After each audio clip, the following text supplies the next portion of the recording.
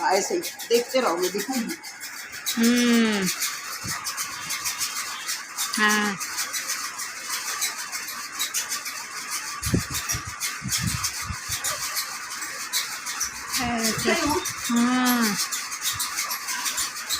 अस्सलाम वालेकुम रहमतुल्लाहि व बरकातहू। किचन जायका में आपका इस्तकबाल, खुशामदीद। ये देखिए मैं अच्छी हो गई अल्हम्दुलिल्लाह।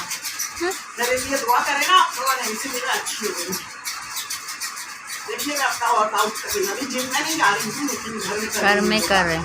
वजन बढ़ जाएगा ना अगर मैं नहीं करूँगी तो।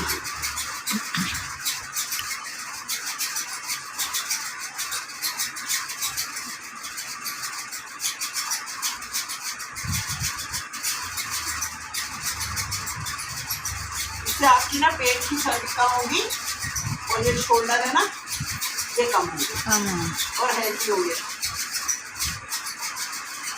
आया आया ना, देखे ना।